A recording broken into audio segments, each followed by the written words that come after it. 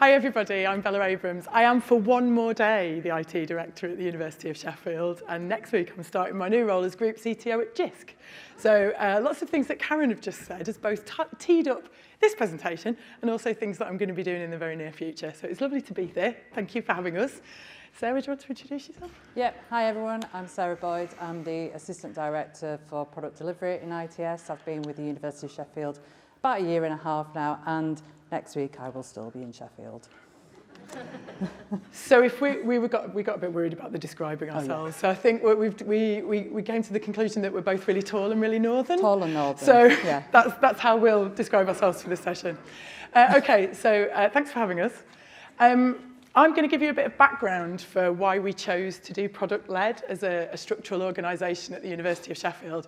And one of the reasons I'm quite pleased about half of the things that Karen said is that that's a lot of what I found in Sheffield when I first joined the institution 6 years ago.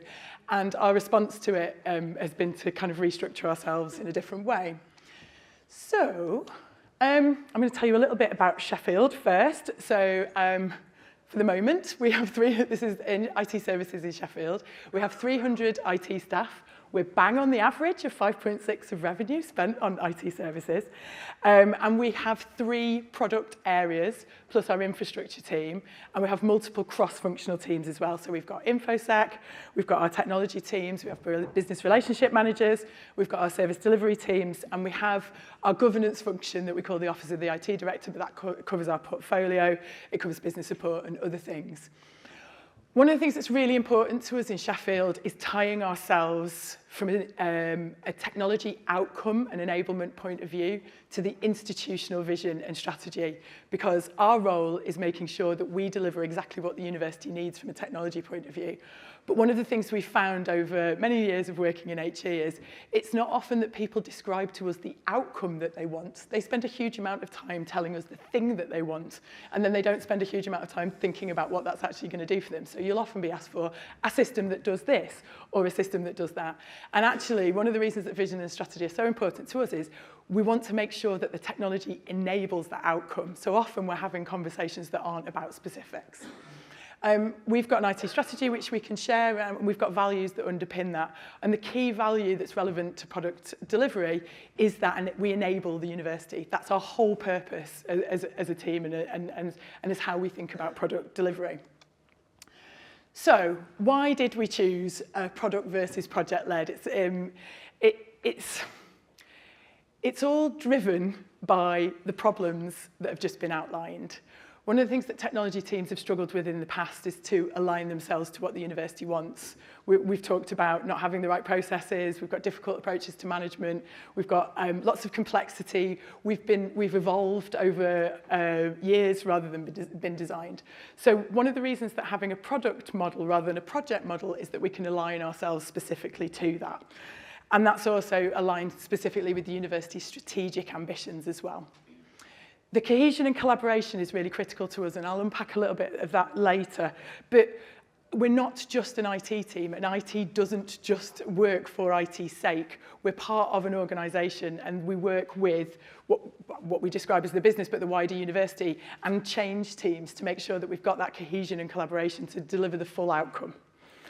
We wanted to have end-to-end ownership. One of the things that I noticed in Sheffield was there'd been lots and lots of investment in big capital IT programs that were essentially boom and bust. There was a huge amount of money invested in a thing, that thing was delivered, and then it was left to wither on the vine until the point that everybody hated it, and then they would ask for a new thing again. When you've got end-to-end ownership within a product environment, that means that the product is owned throughout its whole lifetime, and that happens iteratively through that process rather than that boom and bust cycle. We also wanted to make sure that we had real knowledge of how product is used within the team. Product knowledge and creativity is when you have a thing, you need to understand how you can maximize that thing to deliver the best outcome to the university. We wanted to move from transaction into experience and relationships and talk about things, having our students at the centre, having our staff experience at the centre. The other thing that was critical for us here is we also wanted to move out of the kind of boom and bust of investment in IT as well. So that's the product, the way that we do product, and we'll talk about how we do that later, is We've got all of the money in one place throughout the whole life cycle. It's not boom at the front and then left to wither on the vine. The costs are owned within the product teams throughout the whole life cycle, and the product teams are incentivized to depress their costs so they can earn more to invest in the future of their product. Scalability, we've talked about things that we do innovatively. How do we scale those and how do we grow them when they've worked well? And we also just want to be faster and we want things to be more simple. So that's why we chose to do what we've done. The other thing that we really wanted to do, and this is ironically one of my simpler Venn diagrams, but it's the one that people really like, one of the things that we all struggle with is being able to balance those three things. So we all have people that want to have strategic outcomes within the university. Those are the big conversations, those are the things we tend to spend a lot of money on. But we also have huge overheads in terms of risk management and compliance, and we've talked about cyber and other things. And we also have ongoing technical debt-laden operations in BAU. Those three things cannot be considered separately. The sweet spot in this is getting stuff that actually does all three, and if you get two, then it's an absolute bonus. But this allows our product teams to focus on all three of those things. They're not just doing the shiny, they're not just doing risk because it's scary, and they're not just doing BAU because the developers are secretly doing the BAU because someone's given them a call. They are focusing on all three of those and making sure they're prioritized transparently and accordingly. The other thing, and this is Sarah's Venn diagram, so I'm taking the credit, we love a three-point Venn diagram, is that we genuinely do focus on building the right things. Not what someone's asked us for, but the thing that's going to actually deliver that outcome, and that can be a genuine challenge. Building things right, we all know, we've all experienced failure. We all know that things have taken longer than we thought, and that's a really important part, is making sure we do that as well. And the other key thing is get things built and get them built on time and get value out to people as quickly as possible. So that's why this three-point Venn diagram is so important too.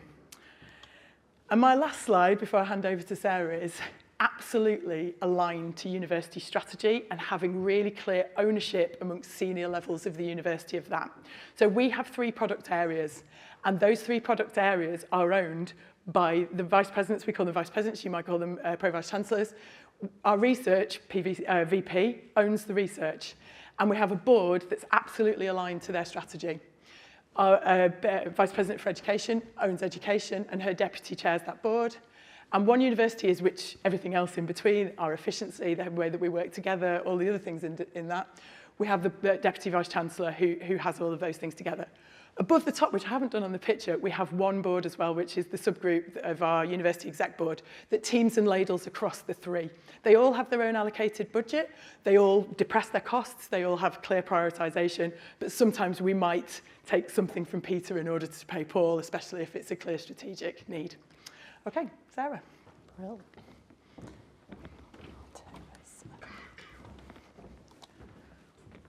So I guess Bella set out this is how it's going to work in principle, and you know, and the thinking behind it. But then a key part is actually getting it right. How do we make that a reality, and how do we make it land?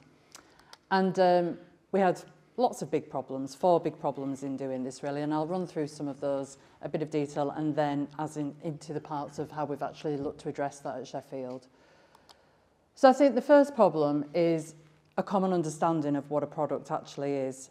So I think Bella had already been experiencing this, and when I joined the university, what I heard was lots of different interpretations and definitions of what a product is. There was no single version of it, and I think what was commonly becoming the case was that actually we were viewing our applications as products, and that wasn't consistent either. And through the view of applications of products, so something that you physically need to be able to log into, we get on to our second problem, which was that actually we weren't really product-led at all. We were increasingly technology-led. And by technology-led, what I really mean is that we're being led by the solution, so often having a solution designed or defined before we've even really understood what the problem is that we're trying to solve. So we don't really know if it's going to add value because we don't know what that value that we're looking for is. And added to that, there was no real sort of single vision, no North Star that was cementing the teams and holding them honest as to what is it that we're actually trying to achieve here. And then we're working in silos. So we are, I would say, aspirationally agile at Sheffield. We have some elements of planning cadence. We work in in aspirational, agile ways, but we're doing that in isolation. All the different teams are doing that entirely separately to each other, or so they were anyway. So whilst we're having, we're having prioritisation, we're having planning sessions, we're double counting on shared resources such as platform integration teams, for instance.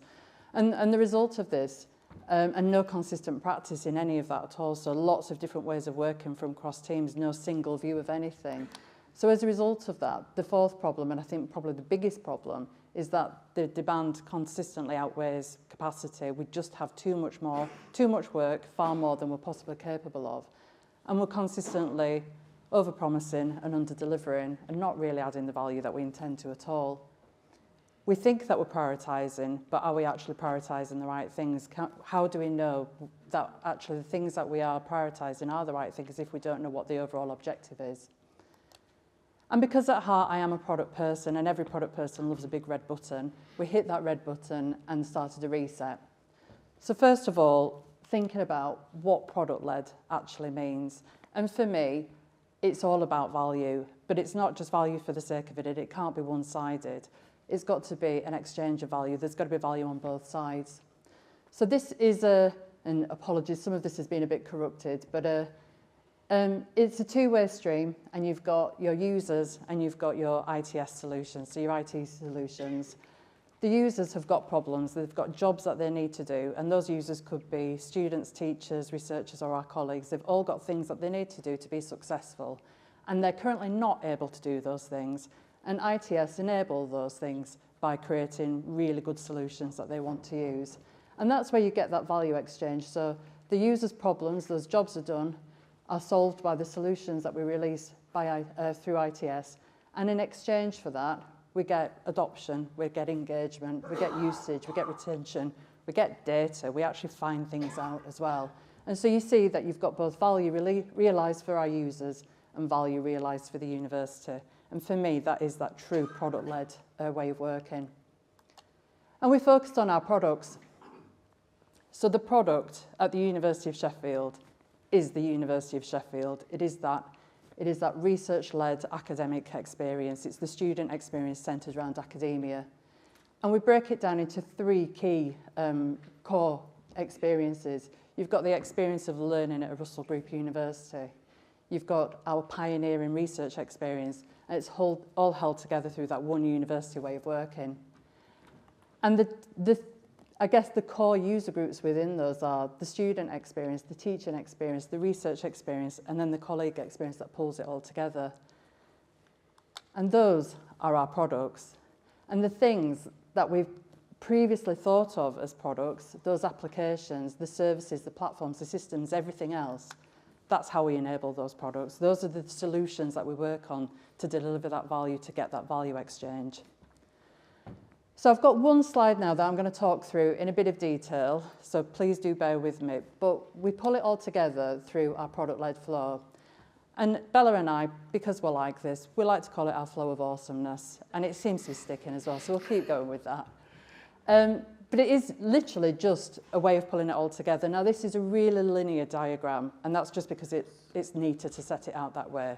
But it really isn't linear at all. This is cyclical. It can go around in circles. It's continuous. It's reflective. It's iterative at any point that you need it to be. So at the start of it, it's aligning those product areas to university strategic objectives. We have 3 sets of strategic objectives. We have 3 product areas, as Bella talked through. And everything that we do is enabling the achievement of those objectives. And everything that we do should add up to the realisation of that. Whilst there might be 3 different areas, we want to pull that together into a single roadmap so that we've got a single view of all the things that we're committing to within the university. And this is articulated as business outcomes. It's not the things that we're going to deliver, it's not the design solutions, it's the things that we expect to deliver that will make the experience different. It really articulates how will the world be different when we've done these things. And importantly, it needs to contain metrics as well. So how will we know that we've delivered value? And importantly, how will we know when to stop as well? Because we could just keep going on ad infinitum, throwing more and more at it without actually realising any new value. We need to discover things. We need to ensure that things are viable. usable and feasible. There will be some problems to solve that seem like good problems, and they seem like they would be, that the value that they deliver would actually be beneficial to the users. But the cost of doing so just means that it's absolutely not worthwhile, that there isn't the value to the university of doing it. It outweighs any advantage of doing those things. Equally, it might be that there is a problem that is worth solving and it can be solved, but the experience is just so horrific, it's not usable, that no user group will ever adopt it. We need to discover these things. We need to ensure that problems are worth solving and that the solutions that we might design for them are the right solutions. They need to align to our tech strategists and not take us off in different directions that actually creates incompatibilities and tech debt. And we also need the assurance, so is it safe from a cyber point of view? Does it comply with our InfoSec and any other regulations that that we need to adhere to? And that can go round in an iterative way, but it needs to be just enough. It should never go off into directions or on forever. It needs to be just enough to ensure that we get valid solutions coming out the other end. And those valid solutions need to always go back to those overall objectives that we're looking to achieve and ensure, does this actually answer the problem that we've set out with? We go through a process of delivery, and again, this is iterative, and we really do adhere to the principles of build, test, learn, and release. And ensuring at all points that we're checking milestones, that we're checking back with those product boards, with our stakeholders to ensure that these are the right things throughout before we finally release it into service. And that acceptance into service should never be done in isolation. We need to really understand what that acceptance into service looks like as part of the discovery phase, as part of the delivery phase, because the acceptance into service is as much about the viability, usability and feasibility as anything else. If it can't be supported, if it isn't scalable, if it isn't secure, then it was never a valid solution to start with.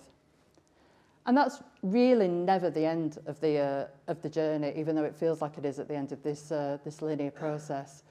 Because part of the principles of being product-led is ensuring that we're keeping on top of that tech debt information, that we're looking at the user feedback, that we're really looking at the usage stats.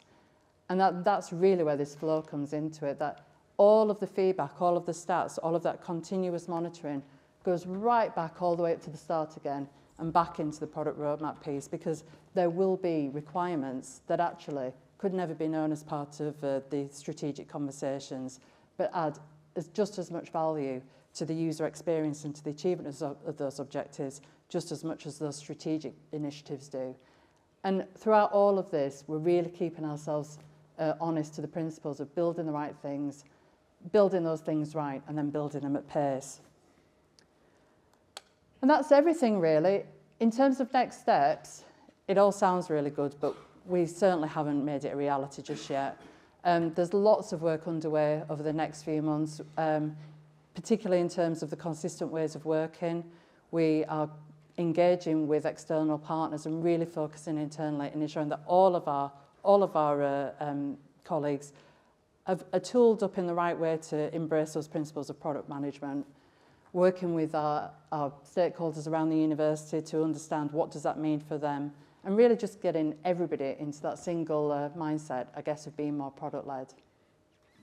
Right. I'm happy to take any questions.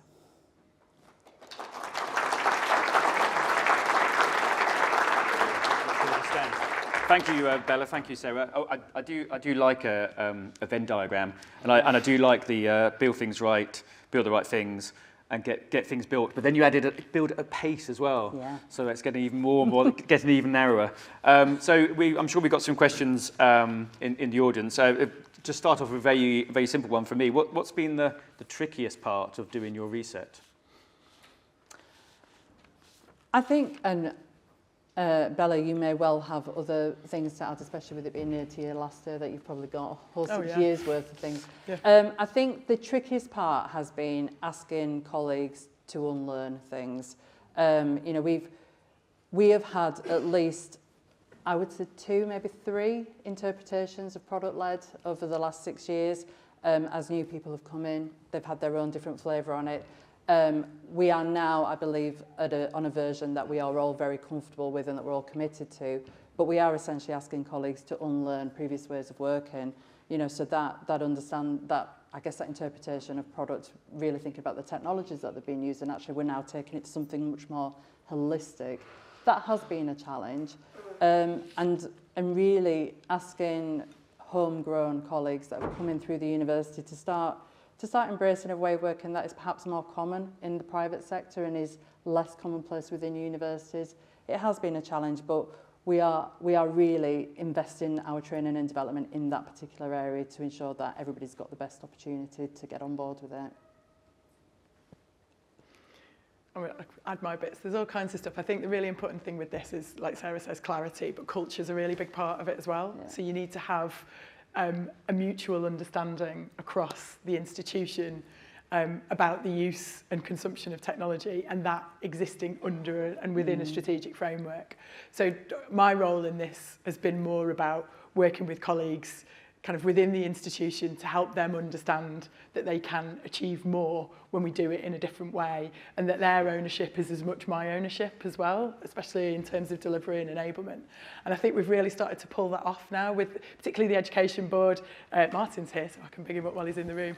But you know, having that real understanding of the education outcomes and being able to have those conversations with colleagues, and then really talk about what that means from a technology outcome as well, I think has taken a long time, but it's really bearing fruit now. And you talk about the outcomes and the flow loops back. Have you found that as you've delivered things and the right things and at pace, have you been able to influence the outcomes at the start and the strategy? Have you got a we're voice able there? to do that more and more now. The other thing that I think that's really happening as well is that we're getting a level of evangelisation that's not coming from within IT, which I think is a really good sign. I think it can be a bit menacing sometimes, especially when it's very enthusiastic and we haven't got much money. But actually, you know, that sense that there's more possible when we do it in a different way. I think that's starting to really filter down. The other thing that's really interesting about this, I don't know if all of you have research IT teams within central IT, but that's the other thing that we've done here, which I think is quite unusual, is we've treated research as a product just like education and the corporate areas of the university. And that can feel quite strange. But actually it works out quite well, even though we do have the kind of conversations where research do feel that they're a little bit more unusual or special. But actually having that visibility of the research stuff, having the real understanding in terms of the strategic outcomes has us had as much benefit as the other areas too. Yeah, we've found the same with in a similar approach, but research do like to think they're different, and obviously we're all individuals, as they say, but we found that by incorporating them, then you get the benefits of everyone working in the same way. And that I think we've seen, particularly when the outcomes that we deliver are academic led. So one of the things that we have a secure data service, which is the technology, but on top of that we have multiple things that are it's our trusted research environments are now academic led products around massive data clusters and other things like that. So that's the type of thing where it could have all been conversations about trusted research environments and ISO 27001. Actually we're having really fruitful conversations about the academic outcome, the research outcome. Yeah. And I think also by having those three distinct product areas, but that are all still aligned through a single, I'm wary of saying single processes, but consistent principles of how we work. And what we're starting to see is that actually we're getting much more cross-product conversations as well. So actually, whereas something might have been exclusively within research and innovation IT, or it might have been exclusively within one university, we're actually starting to see conjoined conversations as well, in particular around things such as our device management or our platform, and actually what are the needs of research and how can they be underpinned through a consistent principle within the one university area. Yeah. I feel like I've hogged the mic, so to speak. Any questions from the audience?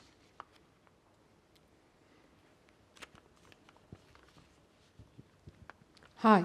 Have you had any need to change people's role descriptions in the teams to enable this, and were the HR or people teams helpful in that process?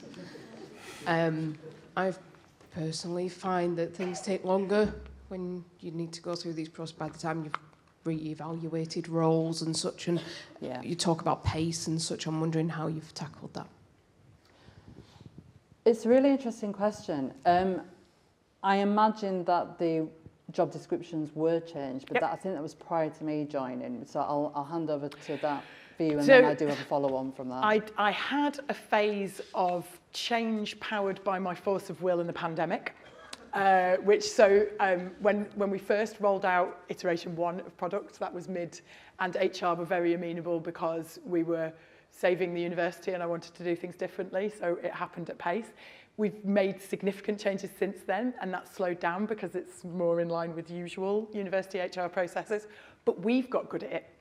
So actually now when we've done more realignment, so we've done a couple of restructures, and obviously we're going into other wider restructures at the moment, we've been able to iterate through this as we've done that.